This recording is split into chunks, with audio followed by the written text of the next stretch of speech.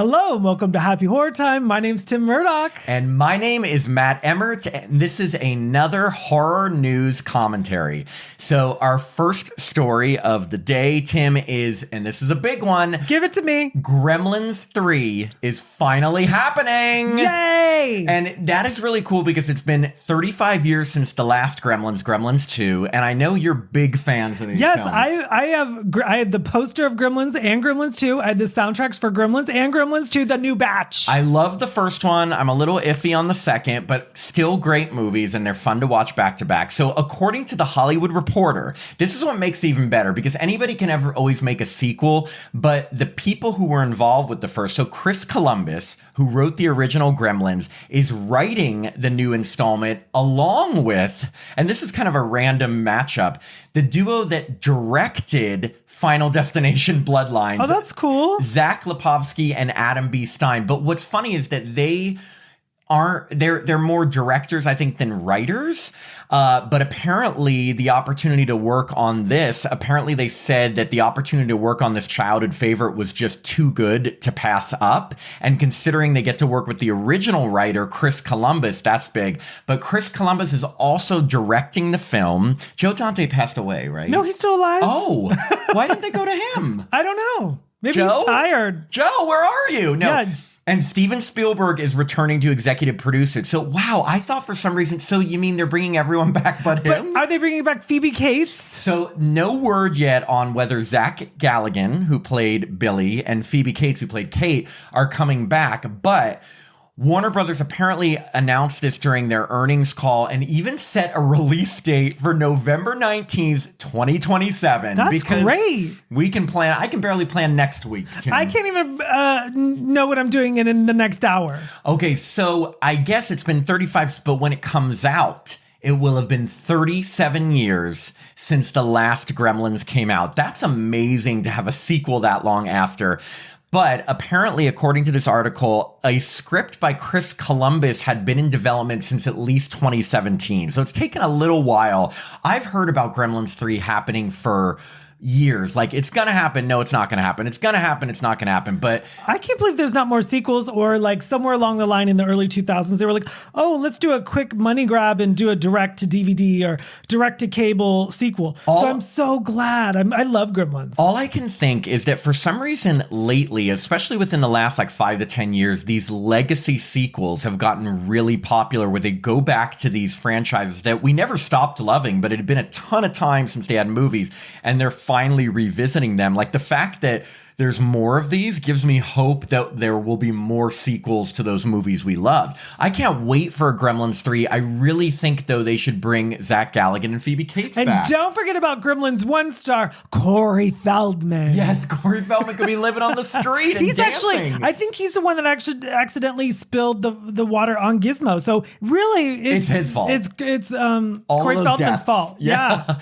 So Columbus said to The Hollywood Reporter, I'm filled with a tremendous surge of inspiration and passion as I embark on this cinematic journey. It's an honor to reunite with Steven Spielberg and Warner Brothers as we bring this latest chapter of Gremlins to a brand new generation of moviegoers who are experience all of the thrills of this grand adventure on the big screen. So kind of just a generic kind of quote, but obviously he's excited. And the fact that Chris Columbus still works, so it's not like he needed this. I think he wanted to do this. Yeah, I mean, what fun. Yeah, and I guess it's going to get a theatrical release. And again, we know it's going to be 2027. I have a feeling that they will reach out to Zach Galligan, at least Zach Galligan. Yeah, I hope Phoebe think Cates he's super proud of it. And I know he goes to conventions. I don't know if Phoebe Cates goes to any conventions, and I think she retired from acting in like 2001 or 2. Okay, I think the last movie she did offhand is called The Anniversary Party, starring Jennifer Jason Leigh.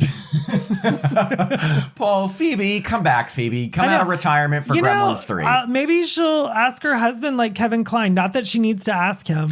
Kevin, am I allowed to do this movie?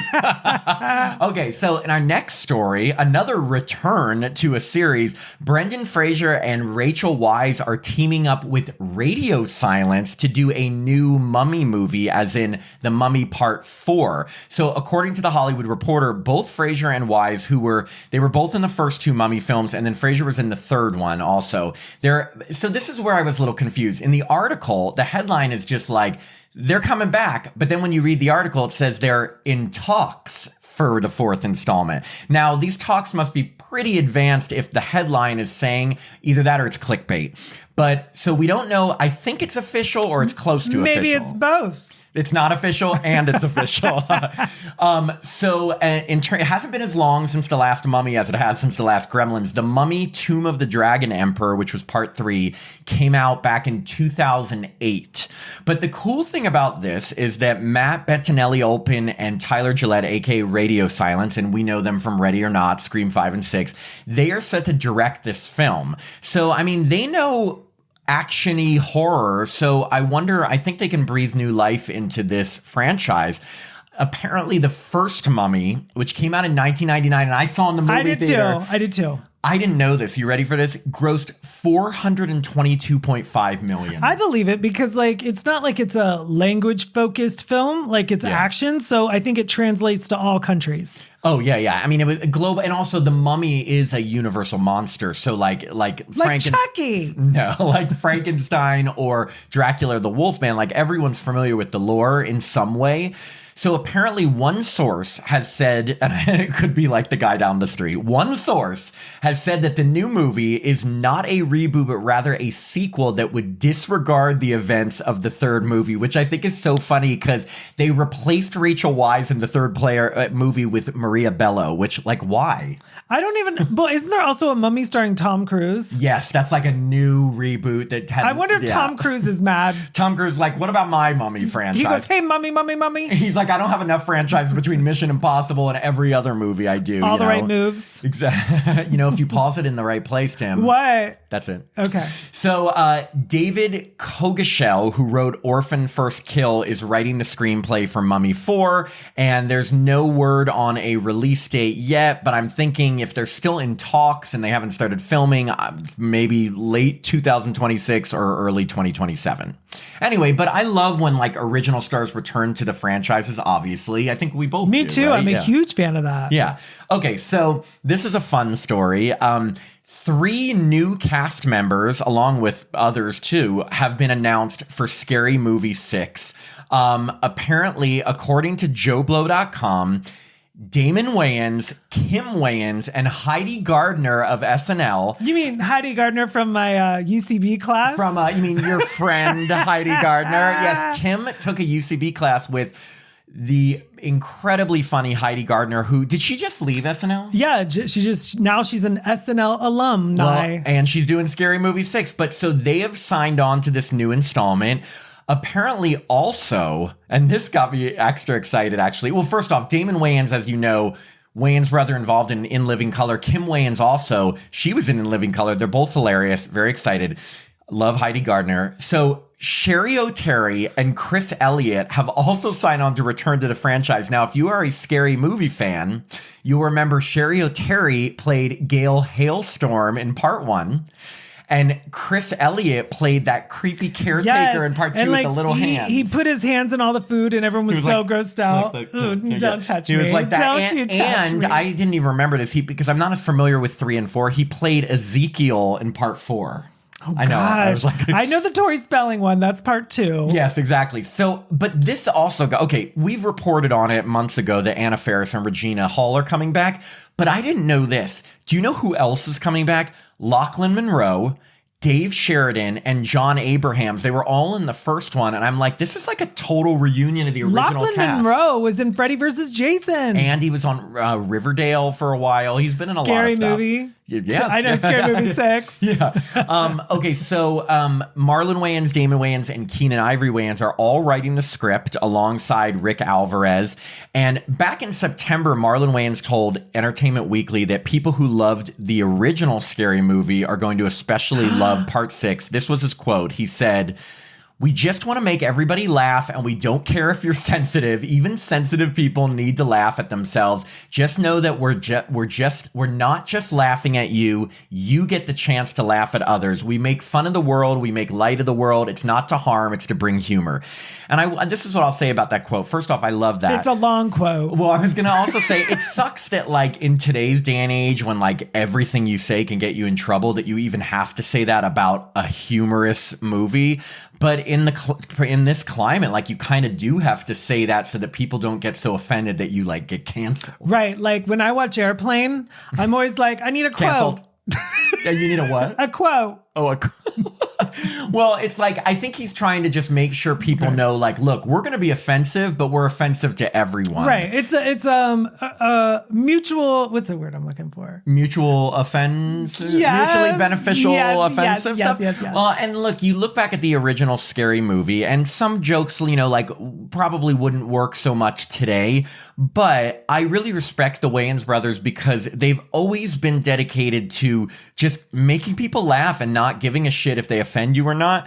But at the same time, I think that they can be respectful about it, and I think they will. I think it's going to be hilarious. I can't wait. Same with me. Okay, so in a completely different news, a new horror movie based on Betty Boop is in the works. Now, according to comicbookmovie.com, this popular 1930s cartoon is the latest in a long line to receive a horror take. And the movie is called Boop, which is such a weird title. Boop-be-doop. Boop-boop-be-doop. And the synopsis is as follows. You ready for this, Tim? Tell me. A team of horror podcast investigators, we're not investigators, but breaks into an abandoned theater to discover the hauntings of the starlet once known as Boop. They can't just call her Betty Boop.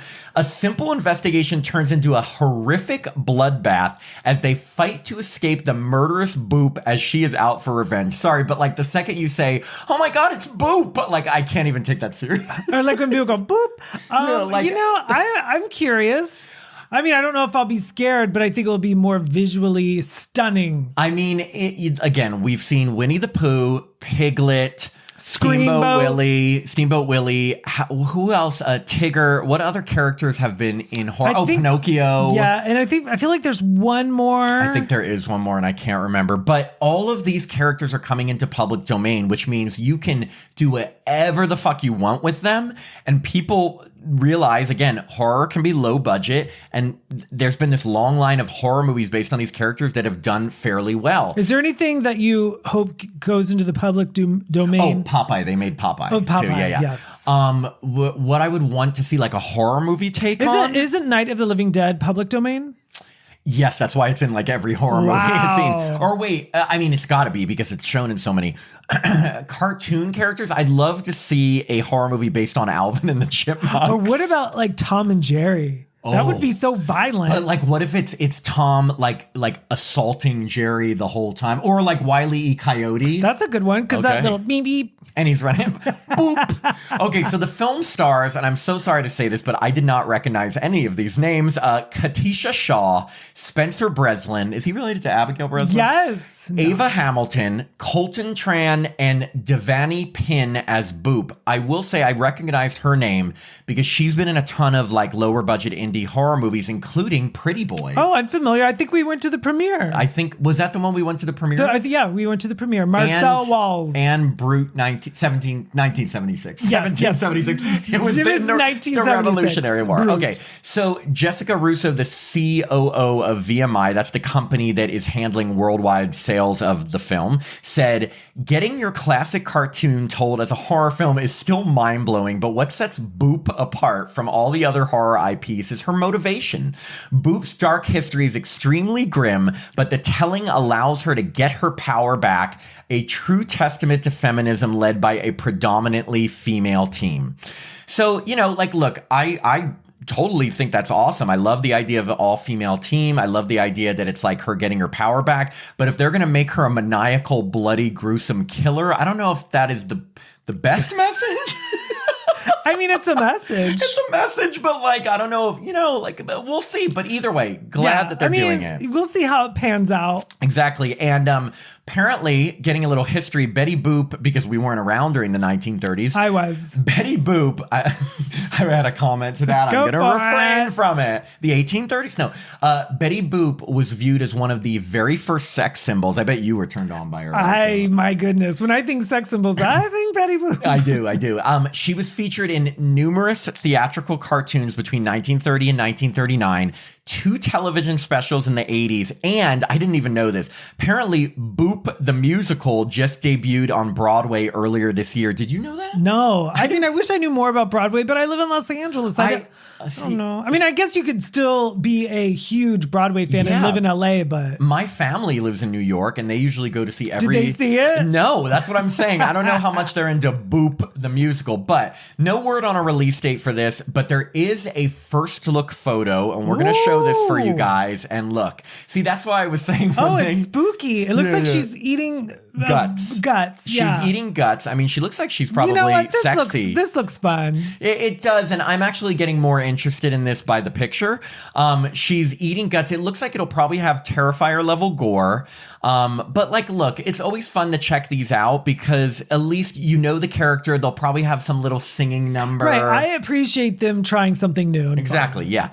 Okay. So in our last story, Nicole Kidman is starring in Osgood Perkins' next horror film. It's called The Young People. Now, Osgood Perkins is on a roll. Like from last year to this year, Longlegs, The Monkey, Keeper comes out this week, and then he already has another film in development, and he scored Nicole Kidman. She's joined the cast of this film along with Heather Graham, Johnny Knoxville. Oh, that's a good one. Random, though.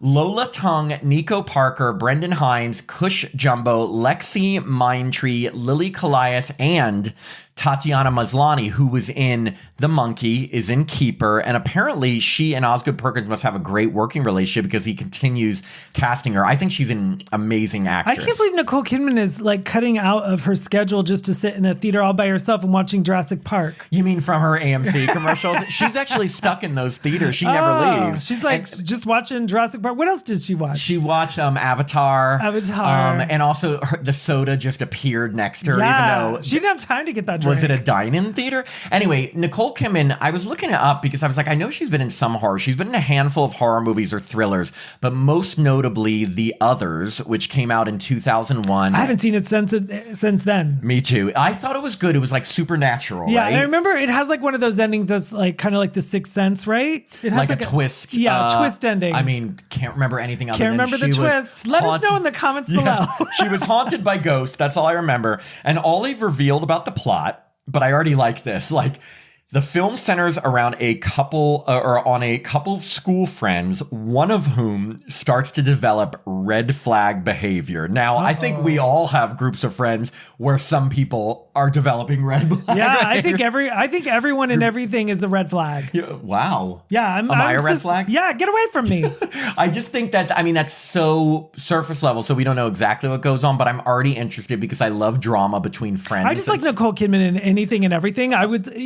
No matter what she's in, I'll watch it. But do you like her in everything, anything, everything, everywhere, all at once? She wasn't in that. That was Jamie Lee Curtis. I know. Oscar winner, Jamie Lee right. Curtis. So Neon is releasing this film theatrically in the U.S. They've released all of Osgood other horror films.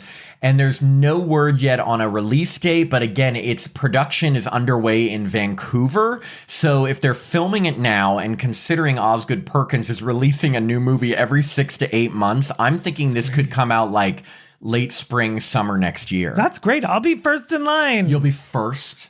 Wait, maybe third. We don't wait in lines anymore because we reserve our tickets on the AMC app. But we don't even actually physically get tickets anymore. Yeah, exactly. Isn't it suck? Like we just say, "Oh, here, let me flash my phone." All those phrases that you like are outdated. They still kind of mean what they mean, right? But like, I'll be first in line. Okay, well, you don't really need to be. Like, do you hang up the phone anymore? No, you press a button. That's right. There it is. Anyway, let us know what you think of all of these stories. Are you excited for any of these new movies like Scary Movie 6 or The Mummy 4 or Boop or Gremlins 3? And also, if you'd like more of Happy Horror Time, you can support us on Patreon. It only costs $1 to start, or you can get all our bonus content for $5 a month. Thank you so much for watching. Bye.